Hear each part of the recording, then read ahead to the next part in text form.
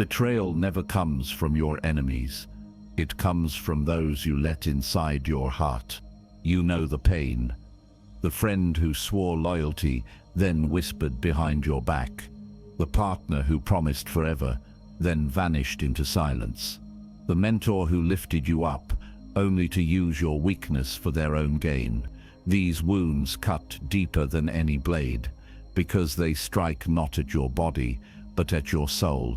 Betrayal doesn't just destroy trust in another person. It tears at the very foundation of who you believe you are. You begin to question everything, your judgment, your worth, your place in the world.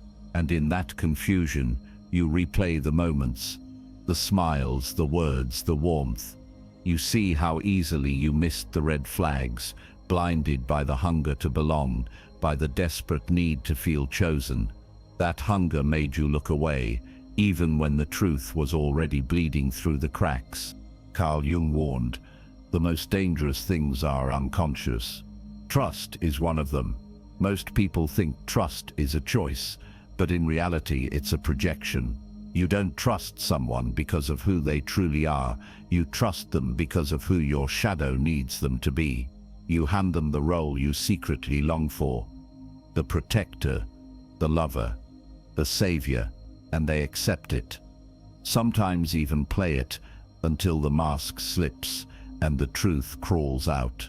That's why betrayal feels like death, because when they fail you, it isn't just them collapsing. It's the part of you that built its identity upon their illusion. You weren't just deceived by them, you were deceived by yourself.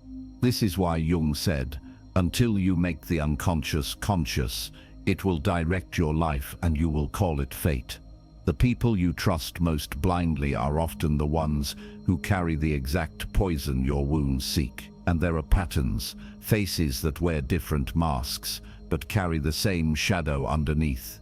Six figures appear again and again in the lives of those who fall into betrayal. The seducer who lures with false warmth. The opportunist who drains when you're most open. The envious shadow who smiles while plotting your fall. The manipulator who builds trust only to break it. The eternal victim who chains you with guilt.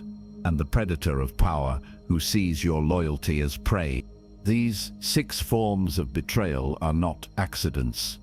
They are archetypes, ancient patterns of human behavior that Jung uncovered in the depth of the psyche.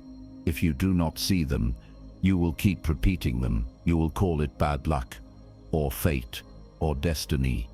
But in truth, it is your shadow leading you back to the same wound. To free yourself, you must first face the painful truth. Betrayal was never random. It was your unconscious choice for you. I will no longer be blinded by the mask. I will see the shadow, and I will trust myself first. We are easily deceived by what flatters us. Carl Jung's words cut to the bone. You know this truth in your own life. Someone once came to you with endless praise, endless warmth. They told you what you wanted to hear. They drowned you in attention, so heavy it felt like destiny. At first it felt like love, like a safe harbor after years of storms. But that warmth was not free. It was bait. The charm of false comfort is its intensity. It overwhelms your defenses, blinds you to reality, and whispers, finally, I am seen. This is why so many fall into the trap of love bombing, into friendships or romances where the affection is front-loaded and intoxicating. They tell you that you are everything they ever wanted until they have you. Then the mask cracks. The compliments turn into criticism. The care becomes controlled. And suddenly the comfort you trusted becomes the very chain that holds you captive. Why do you fall for this pattern? Because deep inside, the child in you is still searching. Jung showed us that our unconscious carries the wounds of childhood, hidden but alive. If you grew up with a parent who withheld love, you learned to crave it. You learned to chase the smallest sign of affection, believing you must earn it. This wound follows you into adulthood. You meet someone who imitates that missing parental love, but in distorted form. They smother you, they cradle you, and your inner child leaps toward them as if at last the hunger is satisfied. But this is not healing. It is a reenactment.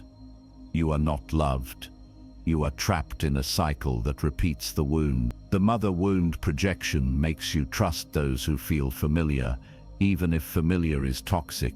You confuse intensity for safety, drama for passion, and control for care. This is why Jung insisted, until you make the unconscious conscious, it will direct your life and you will call it fate.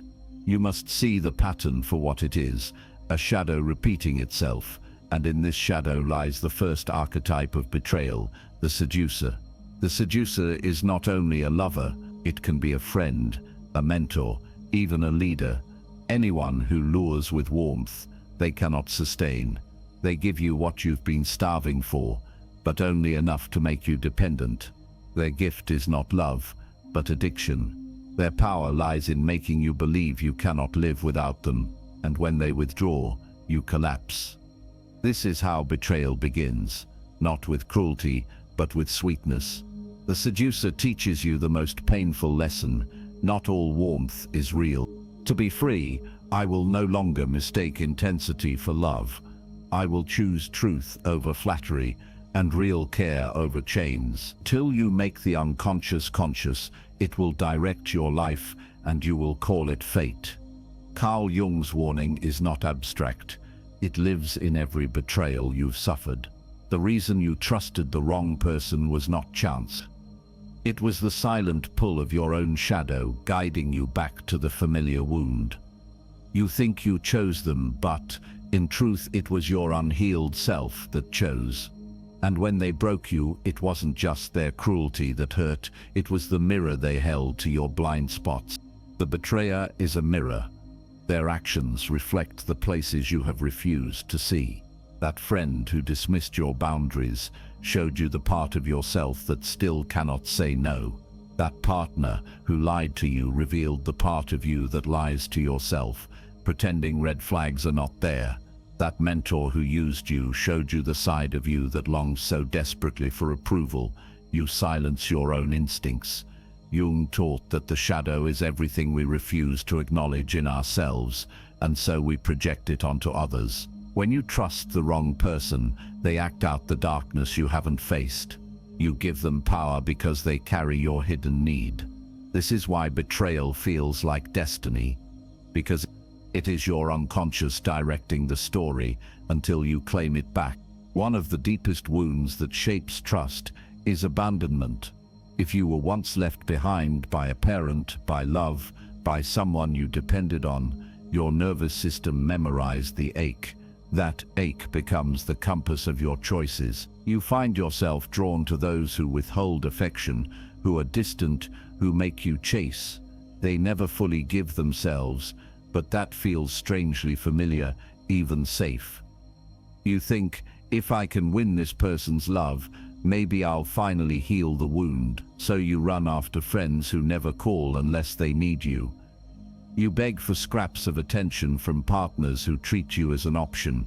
You stay loyal to people who vanish when you're the one in need. This cycle repeats, not because you enjoy the pain, but because your shadow is trying to resolve the wound with the very people who will reopen it. You trust those who will abandon you because abandonment is the language your shadow still speaks. Here, two dangerous archetypes emerge. The second is the opportunist. This is the one who only shows up when there is something to take your energy, your time, your money, your connections. They disguise themselves as friends or allies, but their loyalty is transactional. The moment your resources dry up, they vanish. You keep trusting them because your wound craves being needed, even if it means being used. The opportunist thrives on your hunger to matter. The third is the envious shadow. This one hides behind smiles and compliments, but inside they despise your growth. They clap for you in public, but secretly hope you stumble. They keep you close, not out of love, but to measure themselves against you. Jung warned that envy is the shadow emotion most people deny, and because of this, it festers in silence. You trust the envious shadow because they appear supportive, but the truth is, they sabotage you quietly through subtle criticism, through withheld encouragement, through whispers that plant doubt in your path. Their betrayal is not loud, but slow and corrosive. To see these patterns is to step into your own power. The people who betrayed you were not random villains. They were mirrors. They were actors playing out the scripts your wounds demanded. Once you see the mirror, you can choose differently. You can stop calling fate what is really a shadow. I will no longer be led by wounds. I will see the mirror. I will face the shadow, and I will choose with conscious eyes. When an inner situation is not made conscious, it happens outside, as fate. Jung's words echo in the silence after betrayal. You sit there, staring at the pieces of your life, and the weight of collapse crushes you. The fall of naive trust is not gentle. It is violent. One moment, you are safe in the warmth of loyalty. The next, you are drowning in heartbreak. You replay every word, every smile, and wonder how you could not see the knife behind their back.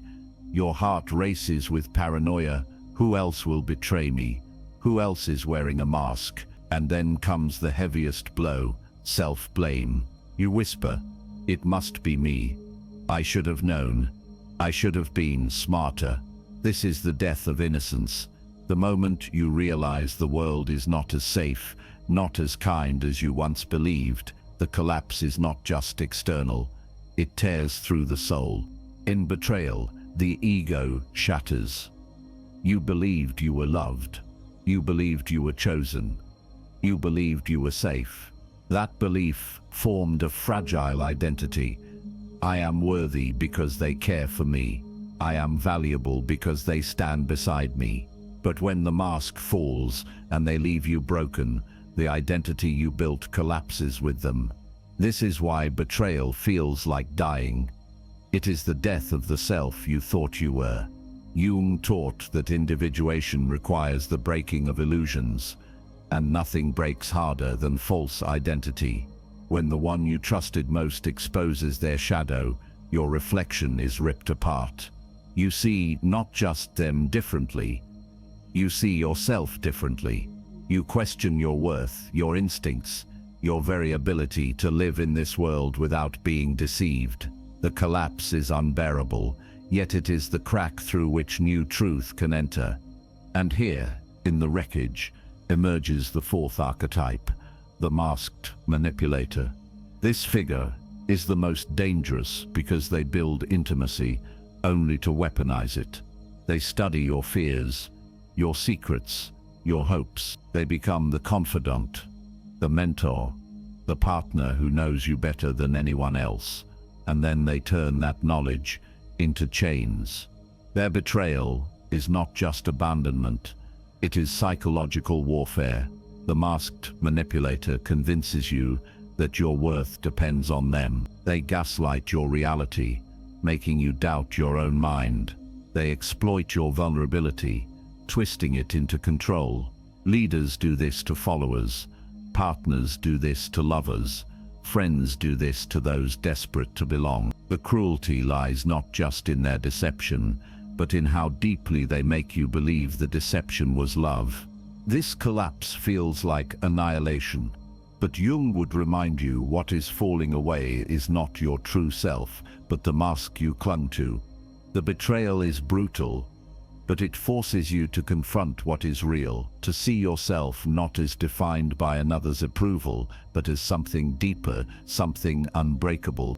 I am not the mask they gave me. I am not the illusion that shattered.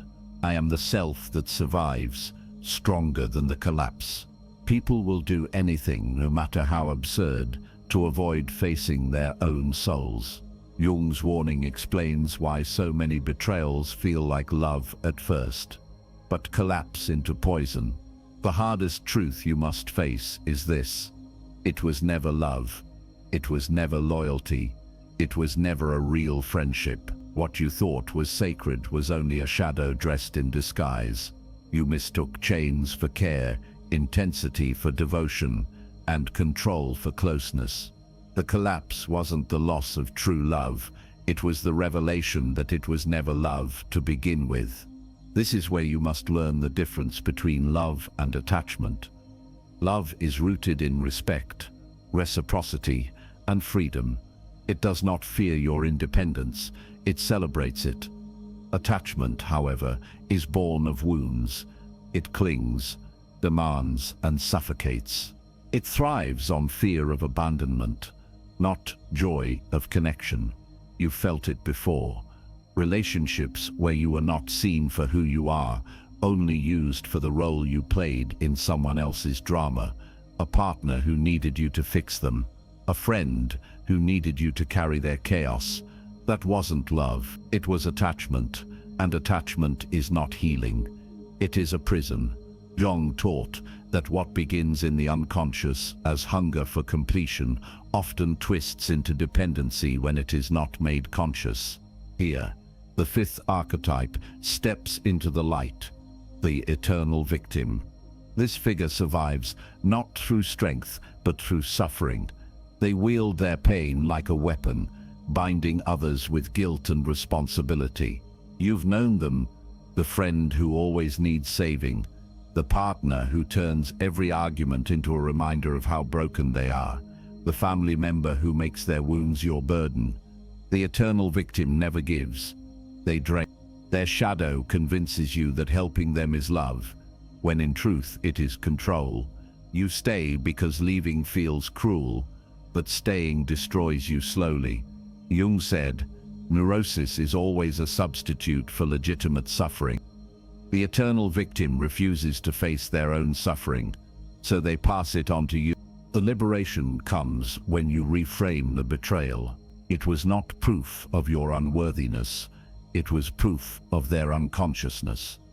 It was never about you, it was never love. It was shadow meeting shadow, wound colliding with wound. And once you see this, you are free. The power of reframing is the power of reclaiming yourself. You realize you were not rejected. You were released from an illusion. You were not unloved. You were unchained from a lie. This realization is sobering, but it is also liberating, because now you are no longer trapped in their shadow. You are free to walk in your own light. I will not confuse chains for love. I will not mistake wounds for devotion. I will rise from betrayal, knowing it was never love, it was shadow, and I am free. One does not become enlightened by imagining figures of light, but by making the darkness conscious. Jung's words are the doorway to empowerment.